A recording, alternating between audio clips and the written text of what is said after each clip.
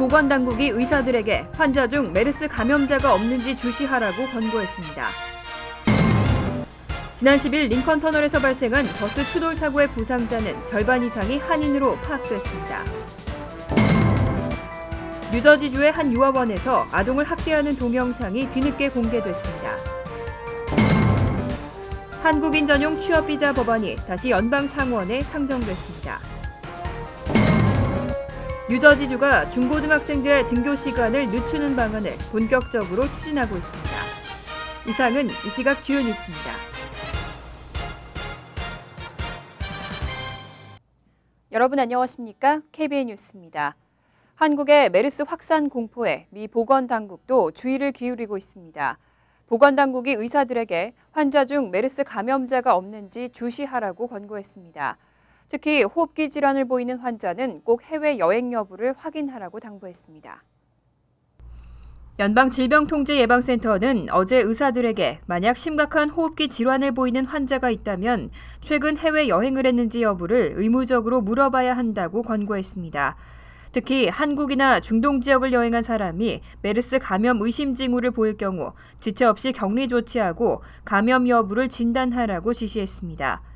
질병통제예방센터는 또 지난 5월부터 메르스가 발생한 한국 여행객으로부터 메르스 전파 가능성을 예로 들며 의료진에게 치명적인 메르스 징후와 증상을 알리는 건강주의보를 발령했습니다. 메르스는 2012년 사우디아라비아에서 처음 발생한 이래 전 세계적으로 1,200건 이상이 발생한 것으로 확인됐습니다. 지난해는 미국에서도 2명의 메르스 감염자가 있었습니다. 한편 미 주요 언론들은 한국 보건당국이 메르스 감염을 억제하기 위해 3,000명 이상을 격리하고 2,000개 이상의 학교를 휴교했다고 보도했습니다. 지난 10일 링컨 터널에서 발생한 뉴저지 트랜짓 버스 추돌 사고로 승객 31명이 부상을 당한 것으로 파악됐습니다. 한인들이 많이 이용하는 버스인 만큼 부상자 중 절반이 한인입니다. 금홍기 기자가 보도합니다. 166번 버스는 크레스킬에서 출발해 한인 밀집 지역인 레오니아와 팰리세이드 파크를 경유하기 때문에 평소 한인들이 많이 이용하는 버스입니다. 그래서인지 부상자 31명 중 절반인 15명 정도가 한인인 것으로 알려지고 있습니다. 부상자들은 버스에 안전벨트가 없어 앞차와 추돌하며 코뼈가 골절되고 목과 허리 등에 부상을 입었으며 일부는 중상인 것으로 전해지고 있습니다. 일부 부상자들은 뉴저지 트랜짓을 상대로 피해 배상 청구 소송을 진행 중입니다. 교통사고 전문 이재은 변호사는 버스 사고로 인해 부상을 입어 소송을 진행하기 위해서는 90일 이내에 클레임을 해야 한다며 뉴저지 트랜짓과 개인적으로 합의하지 말고 변호사를 통해 보상 절차를 진행하는 것이 현명한 방법이라고 조언했습니다. 뉴저지에서 그 버스 트랜짓에서 병원비 얼른 cover 되는 게 없어요. However, 다른 방법이 있으니까는 이 다음에 소송해서 뉴저지 트랜짓 버스 그 돈 나오게 받으시는 있어요. 한편 사고를 일으킨 버스 운전자는 36살의 저스틴 오리올로로 밝혀졌으나 정확한 사고 원인은 아직까지 공개되지 않고 있습니다. KBN 뉴스 금홍기입니다. 뉴저지주의 한 유아원에서 아동을 학대하는 동영상이 뒤늦게 공개됐습니다. 교사가 23개월 어린아이를 바닥에 내동댕이 쳤는데 솜방망이 처벌에 그친 것으로 확인되면서 파문이 더 커지고 있습니다. 호보큰에 있는 애플 몬테소리 스쿨에서 한 여교사가 23개월 된 아이를 학대하는 장면이 찍힌 핸드폰 동영상이 유튜브를 통해 확산되고 있습니다. 동영상은 아이들이 모여있는 놀이터에서 한 교사가 여자아이의 머리에 모자를 씌워주려고 하다가 아이가 말을 듣지 않자 공격적으로 아이를 집어들고 땅바닥에 내팽개치는 장면을 담고 있습니다. 놀란 아이가 자지러지듯이 울지만 교사는 아이를 그대로 방치했습니다. 동영상을 접한 해당 유아원의 학부모들은 모두 불편한 심정을 드러냈습니다.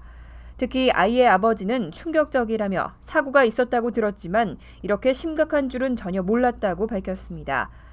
한편 이 사건은 지난달 발생했지만 유아원 측의 은폐로 며칠 전에야 드러났습니다. 해당 동영상을 촬영한 학부모는 지난주 유아원 원장에게 동영상을 보여줬지만 학부모에게 제대로 알리지 않아 동영상을 공개하기로 했다고 설명했습니다.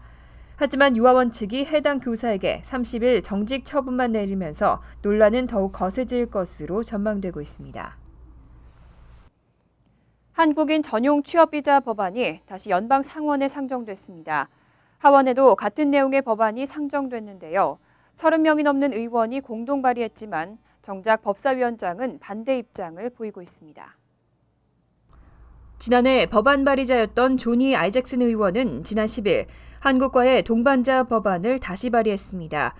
이 법안은 한국 국적의 전문 인력에게 전용 취업 비자를 발급하도록 하는 내용을 담고 있습니다.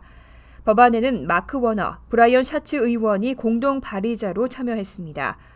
지난 2월에도 같은 내용의 법안이 하원에 상정된 바 있습니다. 하지만 이들 법안이 이번 회기에 처리될 수 있을지는 여전히 미지수입니다.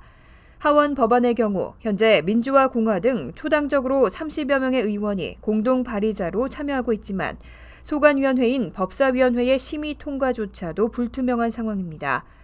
지난해에도 총 100명이 넘는 의원들이 지지했지만 법사위원회를 통과하지 못하고 폐기된 바 있습니다.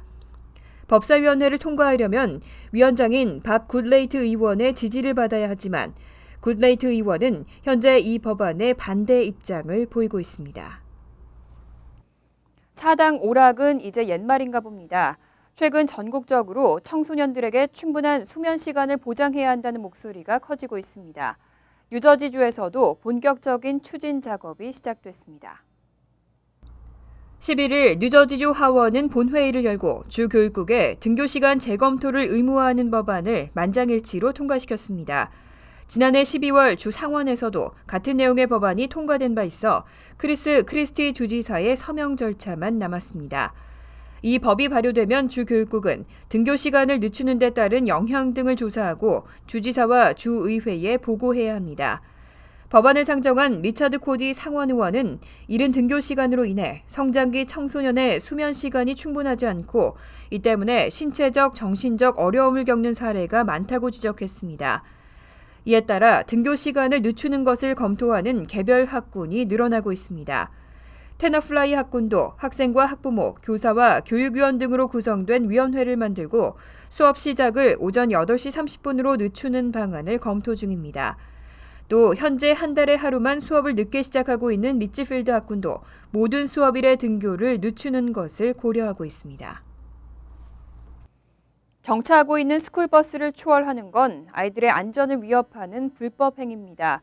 뉴저지주가 스쿨버스를 추월하는 차량을 단속하기 위해서 버스에 카메라를 장착하는 법안을 승인했습니다. 뉴저지주 상원교육위원회가 스쿨버스에 카메라를 장착하고 정차 사인을 무시한 차량에 높은 범칙금을 부과하는 법안을 승인했습니다. 이 법안은 등 하굣길 학생들을 태우거나 내려주기 위해 정차하고 있는 스쿨버스를 추월하다 적발되면 첫 적발 시 $100, 재적발 시 $250, 또다시 적발되면 $300에서 $500의 벌금을 부과합니다. 또 이전 위반 기록에 따라 벌점 5점이나 운전면허 정지, 15시간의 커뮤니티 봉사활동도 부과될 수 있습니다. 상원 교육위원회를 통과한 법안은 앞으로 주 상하원 전체 회의 투표와 크리스 크리스티 뉴저지 주지사의 서명을 받으면 발효됩니다. 앞으로 뉴욕시에서는 직원 채용 시 전과 기록 등 신원 조회가 금지됩니다. 이미 죗값을 치르고 나온 이들을 또 차별해서는 안 된다는 이유입니다. 뉴욕시의회는 고용주가 채용심사 시 구직자에게 전과 기록을 묻는 등의 신원조회를 하지 못하도록 하는 이른바 공정기회 조례안을 통과시켰습니다. 다음 주로 예상되는 빌 드블라지오 시장의 승인을 거치게 되면 앞으로는 구직 신청서에 체포 여부 등 범죄 기록을 체크하는 항목은 포함할 수 없습니다. 조례안은 또 고용주가 채용 후 구직자에게 범죄 기록과 관련된 질문을 할 경우에는 서면으로 해야 한다고 규정했습니다. 이후 전과 기록이 확인돼 채용이 취소되면 해당 사유를 구체적으로 서면으로 작성해 전달하고 3일간의 숙려와 합의 기간을 보장해야 한다고 명시했습니다. 해고 사유가 불합리한 경우에는 뉴욕시 인권위원회에 민원을 청구할 수 있습니다. 단 경찰 등 신원조회가 의무화돼 있는 직종은 제외됐습니다. 하지만 일부 의원들은 이번 조치가 민간기업의 자율성을 침해하는 정부의 월권 행위라며 자칫 공공의 안전을 위협할 수 있다고 반대하고 있습니다. 불법 단기 렌트 건물주에게 최대 5만 달러의 벌금을 부과하는 개정안이 뉴욕시 의회에 상정됐습니다. 첫 번째 적발 시 부과되는 벌금도 현행 1,000달러에서 무려 10,000달러까지 인상하자는 방침입니다. 헬렌 로젠달과 이다니즈 로드리게즈 시의원은 불법적으로 단기 렌트 서비스를 제공하는 건물주에게 최대 5만 달러의 벌금을 부과하는 개정안을 시의회에 발의했습니다. 이 개정안은 현행 벌금 수준을 10배로 올리는 내용을 담고 있습니다. 현재 첫 적발의 1,000달러인 벌금은 10,000달러로 인상하고 반복 위반 등에 대한 최대 벌금액도 현행 25,000달러에서 5만 달러로 인상하자는 방침입니다. 불법 단기 렌트는 주로 에어비앤비 등 온라인 숙박시설 공유 사이트 등을 통해 제공되고 있는데 현재 뉴욕시 렌트법은 건물주가 거주하지 않는 건물은 30일 미만으로 임대할 수 없도록 규정하고 있습니다. 이러한 렌트 행위는 불법 호텔로 간주됩니다. 지난해 뉴욕주 검찰이 실시한 조사에서는 뉴욕 지역 에어비앤비에 게시된 숙박시설의 4분의 3이 불법 단기 렌트인 것으로 드러났습니다. 로젠달 의원은 벌금 액수가 낮다 보니 건물주들이 벌금을 사업 운영 예산 정도로 생각하고 있다며 조례 개정의 필요성을 강조했습니다. 교육이나 성장 환경이 아이들의 미래에 큰 영향을 준다는 건 잘 알려진 사실이죠. 뉴욕시 5개 보로 가운데서는 퀸즈에서 성장한 빈곤층 아이들의 기대 소득이 가장 높았습니다. 하버드 경제학자 2명이 발표한 성장하기에 가장 좋은 곳과 나쁜 곳이라는 연구에 따르면 뉴욕시 5개 보로 중 퀸즈에서 성장한 빈곤층 아이들의 기대 소득이 가장 높았습니다. 퀸즈에서 어린 시절을 보낸 빈곤층 자녀가 26세가 됐을 때 받게 될 기대 소득은 연 32,350달러로 추산됐습니다. 전국 평균 기대 소득보다는 3% 낮았지만 뉴욕시 5개 보로 가운데는 가장 높았습니다. 브루클린은 31,490달러, 스테튼 아일랜드는 34,430달러, 맨하탄은 31,170달러, 브롱스 29,790달러 순으로 조사됐습니다. 한편 뉴저지 버겐 카운티의 경우 빈곤층 자녀의 기대 소득은 뉴욕 일원에서 가장 높은 36,690달러로 조사됐습니다. 경제학자들은 연구 결과에서 소득 수준이 같은 부모의 자녀라도 아이의 성장 지역에 따라 성인이 된 후에 벌 수 있는 소득 수준이 달라진다고 설명했습니다. 이 연구는 주거 지역의 환경이 어린아이들의 성공에 중요한 역할을 한다는 것을 증명하는 가장 설득력 있는 연구로 평가되고 있습니다. 잠시 후 KBN 뉴스가 계속됩니다.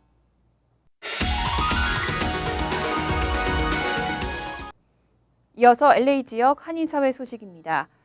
한인타운에서 6.25 참전 용사들에게 감사장을 수여하는 행사가 열렸습니다. 미주 체전에 출전하는 LA팀의 발대식도 있었습니다. 이 밖에 한인타운 소식 박시몬 기자가 종합했습니다. 오늘 오전 LA 한인타운의 한 교회에서 6.25 참전 용사들을 위한 자리가 마련됐습니다. 이 자리에 참석한 10명의 참전 용사들은 미셸 박스틸 오렌지 카운티 슈퍼바이저와 허브 웨슨 LA시 의장으로부터 감사장을 받았습니다. 6.25 전쟁 때 학도병으로 참전했던 한인 노인은 그때를 생각하며 눈시울을 붉힙니다. 그때 그 전우들하고 싸우던 거 생각하면 자꾸 이 밖에도 오늘 오전 한인회관에서는 미주체전에 참가하는 LA팀의 발대식이 있었습니다. 20개 주에서 참가하며 20개 종목이 펼쳐지는 이번 미주체전에서 LA팀은 종합 3위를 목표로 하고 있습니다. 이와 함께 LA팀은 야구, 아이스하키, 테니스, 족구, 탁구 등에서 금메달을 기대하고 있습니다. 개인 단체에서는 테니스하고 탁구에서 아마 금메달이 하나 정도, 두세 개 정도는 나오지 않을까 하는 생각을 하고 있습니다, 지금. 한편 가주 한미포럼은 한국에서 숨을 거둔 위안부 피해자 김달선 할머니와 김외환 할머니를 기리는 분향소를 내일과 토요일 오후 3시 글렌데일의 소녀상 앞에 설치하기로 했습니다. MBC 뉴스 박시몬입니다. 17년간 LA 한인타운을 대표하는 마켓이었던 아시 슈퍼 자리에 옥스포드 마켓이란 새로운 한인 마켓이 들어섭니다. 옥스포드 마켓은 7월 오픈을 목표로 새롭게 단장하고 있습니다. 김지은 기자의 보도입니다. LA 한인타운 8가와 옥스포드에 위치한 아시슈퍼가 옥스포드 마켓이라는 새로운 이름으로 오픈을 앞두고 있습니다. 아시슈퍼가 지난 1월 법원의 강제 퇴거 명령으로 17년 만에 문을 닫은 이후 6개월 만입니다. 새롭게 단장 준비 중인 옥스포드 마켓은 구 아시슈퍼에서 제너럴 매니저로 일했던 제이방 씨가 투자를 받아 직접 마켓을 운영하게 됩니다. 옥스포드 마켓의 특징은 한국에서 직수입한 먹거리를 저렴한 가격에 판매한다는 것입니다. 또 70%는 한국 음식을, 나머지 30%는 타인종을 공략한 외국 음식을 선보인다는 전략입니다. 이 마켓을 오픈하면서 처음으로 이제 농협 물건을 저희들이 직접 갖고 와서 중간 마진 없이 정말 뭐 상투적인 얘기지만 소비자들한테 직접 농협 물건을 싼 가격에 좋은 물건 파는 그 모토는 그겁니다. 4만 스퀘어피트의 매장 입구에는 베이커리, 분식집을 비롯한 조그만 식품점이 들어서고 약국과 택배회사 등 소비자의 편의를 위한 상점도 들어설 예정입니다. 또 일주일에 한 번씩 참치 해부쇼와 돼지 해부쇼 등 소비자들을 위한 이벤트가 펼쳐집니다. 한편 지난해 10월 구 아시슈퍼 지하의 문을 열고 독립적인 도매 전문 마켓으로 운영되고 있는 DH 홀세일도 다음 달 초 옥스포드 마켓과 함께 그랜드 오픈식을 갖고 소비자들에게 본격적으로 다가갈 예정입니다. 1층 옥스퍼드 마켓과 지하 DH 홀세일은 서로 이런 색깔을 좀 같이 해서 일반 소비자분들과 도매 소비자분들을 같이 만족시킬 수 있는 그런 시너지 효과를 낳을 수 있도록 최대한 노력을 할 것입니다. 현재 LA 한인타운 내 총 8곳의 한인마켓이 영업 중이어서 한인마켓의 생존 경쟁이 한층 더 치열해질 전망인 가운데 옥스포드 마켓은 한국 직수입 상품과 친절한 서비스라는 투트랙 전략을 통해 소비자를 공략할 것이라고 밝혔습니다. 2년을 저희가 리즈를 받았는데 참 힘든 조건이에요. 2년 동안 저희가 많은 뭐 이윤을 창출해서 좀 진짜 돈도 많이 벌고 그래야 되는데 사실은 그런 거는 포기했고 저희들 그동안에 이제 그 전에 아시마켓을 도와줬던 벤더 여러분들이나 그다음에 일했던 직원 여러분들 다시 한번 모여서 그분들하고 같이 하는 옥스포드 마켓은 오는 7월 2일 오전 11시 그랜드 오픈식을 갖고 본격적인 영업에 들어갑니다. TVK 뉴스 김지은입니다. 월드 리포트입니다. 네팔과 일본 등지에서 최근 지진이 잇따르고 있는데요. 이런 대지진을 그린 헐리우드의 영화 한 편이 개봉됐습니다. 현실성이 부족하다는 지적도 제기됐지만 이어지는 지진에 대한 우려도 나오고 있습니다. 거대한 쓰나미가 순식간에 금문교를 덮칩니다. 초고층 건물이 맥없이 쓰러지고 도로가 파괴된 거리는 아수라장입니다. 여객선은 파도에 떠밀려 쓰러지고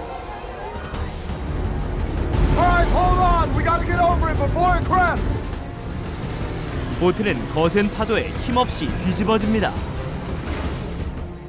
미국 로스앤젤레스와 샌프란시스코가 대지진으로 초토화된다는 내용의 재난 영화 샌 안드레아스입니다. 샌 안드레아스는 캘리포니아주를 관통하는 1,300km의 단층으로 지진이 잦은 곳입니다. 1906년에는 샌프란시스코에 대지진이 일어나 3천여 명이 사망하기도 했습니다. 실감나게 대지진의 참상을 그린 영화는 얼마나 현실성 있을까? I found fault in their fault. Everything was exaggerated. It was great fun. I just wouldn't try to learn seismology from it. 우선 샌 안드레아스 단층은 육지에 있기 때문에 쓰나미를 일으키지 않고 실제 쓰나미는 금문교를 덮칠 정도로 파도가 높지도 않다고 합니다. It's way too big. I think it's highly unlikely. 또한 지진이 나면 영화에서처럼 땅이 갈라져 넓은 틈이 생기지도 않습니다. 단층이 완전히 갈라진다면 마찰이 없어지고 따라서 지진도 일어나지 않는다는 겁니다. 영화에선 규모 9.6의 지진이 생기지만 실제 캘리포니아 지진의 최대 강도는 8.3에 이를 것이라는 지적도 있습니다. 그러나 일부 학자들은 앞으로 30년 안에 규모 9의 대지진 빅1이 일어날 것으로 예측하고 있습니다. The only way we can look at that at this point is statistics. And if we look at statistics of earthquakes, the most obvious thing about it is they're random. 영화는 영화일 뿐이라는 게 지진학자들의 의견이지만 최근 전 세계 곳곳에서 잇따라 발생하고 있는 지진과 화산 폭발로 지진에 대한 공포심은 어느 때보다 커진 상황. 그래서 영화가 영화로만 보이지 않는다는 의견도 적지 않습니다. 간추린 소식입니다. 9.11 테러로 붕괴됐던 월드트레이드센터 부지에 들어서는 제2 월드트레이드센터 디자인이 공개됐습니다. 스웨덴의 BYG 아키텍츠가 설계한 이 빌딩은 지상 80층, 1340피트 높이로 지어질 예정입니다. 완공 시에는 뉴욕시에서 세 번째로 높은 건물로 21세기 폭스와 뉴스 코퍼레이션이 입주할 계획입니다. 퀸즈 엘머스트에 사는 한 타민족 승객이 여객기 수화물칸에서 짐이 떨어져 어깨를 다쳤다며 대한항공을 상대로 손해배상 소송을 제기했습니다. 필리핀 국적의 이 승객은 지난 8일 연방법원 뉴욕 동부지법에 제출한 소장에서 비행기 안에서 부상을 당했지만 항공사 측이 무책임한 행동으로 일관했다고 주장했습니다. 그는 소송에서 최소 15만 달러의 손해배상을 요구했습니다. 이달 26일부터 27일 이틀 동안 맨하탄 타임스퀘어에서 대규모 아시안 푸드 페스티벌이 열립니다. 더 테이스트 아시아 푸드 페스트라는 이름의 행사는 맨하탄 소재 한국 전통주점 목발을 비롯해 뉴욕 일원의 유명 아시안 레스토랑 20여 곳의 스타 요리사들이 대거 참여합니다. 행사 참가자들은 시식 행사를 통해 이들의 요리를 무료로 즐길 수 있습니다. 뉴욕 한인 봉사센터가 직업훈련 프로그램에 참여할 지원자를 모집합니다. 참가 자격은 뉴욕시 5개 보로에 거주하며 직업이 없는 55세 이상으로 연소득은 개인 14,500달러, 부부는 19,500달러 이하가 대상입니다. 참가자들은 커뮤니티 센터와 성인 데이케어 센터, 병원 등 다양한 봉사기관에서 주 20시간씩 현장 실습을 겸해 근무하고 시간당 $8 75센트의 임금을 받게 됩니다. 환율과 증권 소식입니다.